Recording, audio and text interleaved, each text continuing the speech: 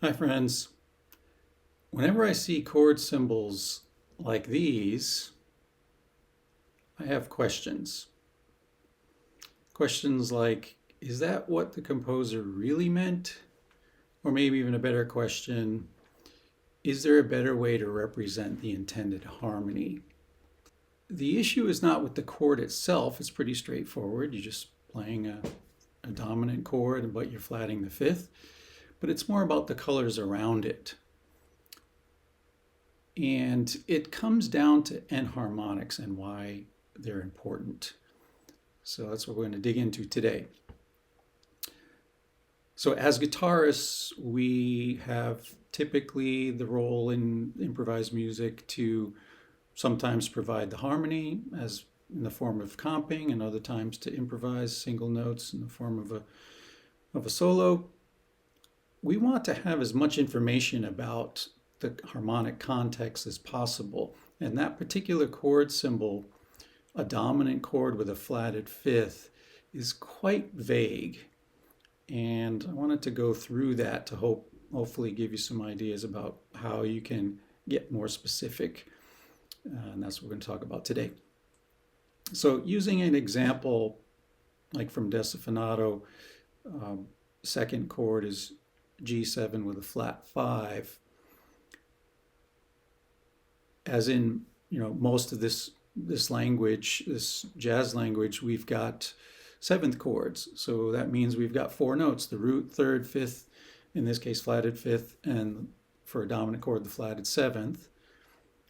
We want to know about filling in the rest of the chord scale. How do we do that, and what are the possibilities? Well, there could be several. Really, most of the music we play tends to have seven note chord scales. So we've already got four of those notes, being the root, the third, the flat fifth, and the flat seventh. So we need to fill in the others. And we can think of this as potentially looking at the upper structures, the 9th, the 11th, and the 13th, to determine should we use the natural version of those, natural 9, natural 11, natural 13? Should we alter them in any way, sharp or flat? How does that work? So, and that's, if we bring those upper structures down into the original octave, then we fill in all the gaps, right? Second is the 9th is the same as the second, 11th, same as the 4th, 13th, same as the 6th. So if we think about this particular problem, a dominant chord with a flatted fifth, that means between the third of the chord, we're going to use G as an example, between the third, which is B, and the flatted fifth, which is D flat, there's only a whole step. The reason I have a problem with this chord is there's no room for a fourth in here. Right? We don't have typically scales that have multiple semitones in a row. There are, of course, exceptions, but it is the exception. So how do we really fill this in and decide what works and what doesn't? Well, if we think about those chord tones, root, third, flat 5, and flat 7 in the key of G, G, B, D flat, and F, well, we want to fill in the other notes. So what are some chord scales that we could derive that contains the root, the third, the flat fifth, and the flat seventh? Well, there could be a whole bunch of options. I'm going to focus on 4 today. One of them being the whole tone scale, which is all whole steps. So starting on G, G, A, B, D flat, E flat, F, and the octave. So that's one possibility that contains the 4 notes of the G7 flat 5 chord, along with a couple of additional tensions. Another option could be the altered dominant scale. So that contains the flat 9, the sharp 9, the third, the flatted 5th, the flatted 6th, and the flatted 7th. So that has all those notes in it. So there's option number 2. Option number 3 could be the half whole diminished. which is an 8-note scale. The root, flat 9, sharp 9, 3rd, sharp 4, 5th, 6th, flat 7th, and octave. And that contains those notes. And finally, there's the Lydian flat 7 chord scale. Root, 2nd, 3rd, sharp 4, natural 5, 6, and flat 7.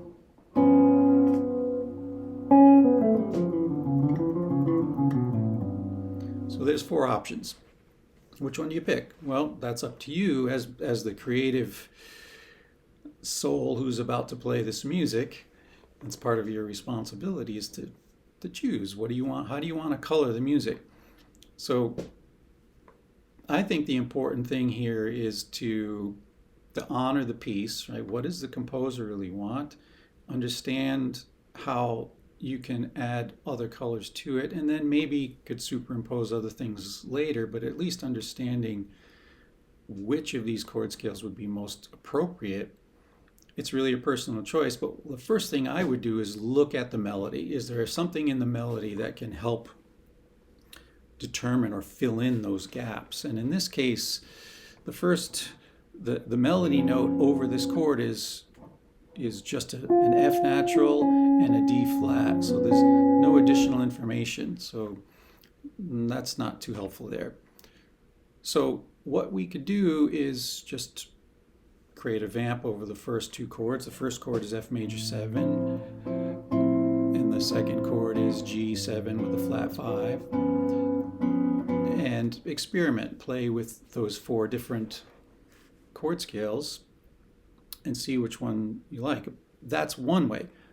A different way that I find even more effective is to say, well, if we took each of those 4 chord scales, again, whole tone, half whole diminished, altered dominant, or Lydian flat 7, and change the chord, the G chord, the G7 flat 5 chord, to contain more of the tensions from each of those chord scales. Like, for example, whole tone, people typically use it over an augmented chord. So if we create a vamp, I'm going to play, here's the desafinato chart, the first 4 bars, so 2 bars of F major 7, 2 bars of G7 flat 5. But instead of G7 flat 5, I'm going to play G7 augmented, because that has the augmented 5th from the whole tone scale, and then play the melody over it and to hear how that sounds like. So here's how that would go.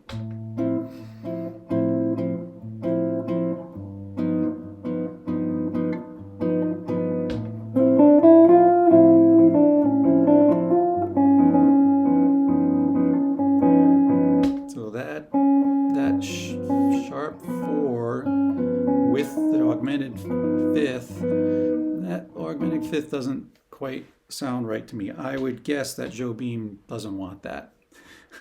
That's my guess. I'm not saying you can't do that. That's my guess.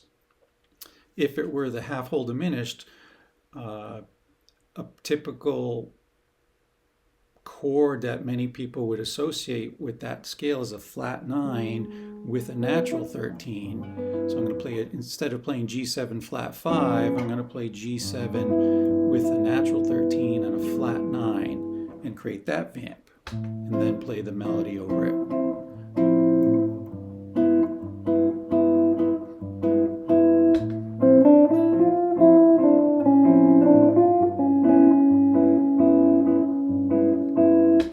Again, kinda not quite there. How about altered dominant? So many people for an altered dominant would choose like a sharp 9 and a flat 13, let's say. So a G7 with a sharp 9 and a flat 13. And I'll use that in my vamp and see how that sounds.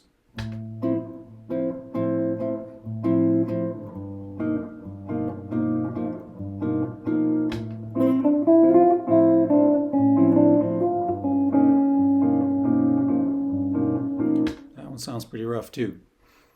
So how about last one? Lydian flat 7, which is basically all the natural tensions. So the upper structures are the natural 9, the sharp 4, which is in the melody, the flat, and harmonically the same as the flat 5th, and the natural 13. So I'm going to play a G13 with a natural 9 in it and see how that sounds.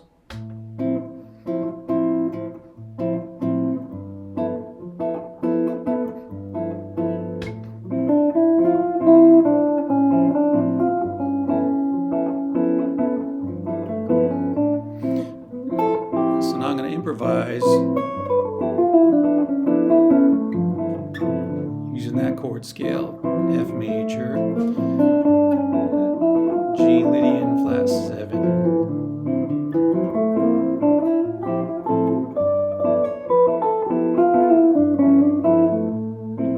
So that seems like the best choice to me. So what did we get from this?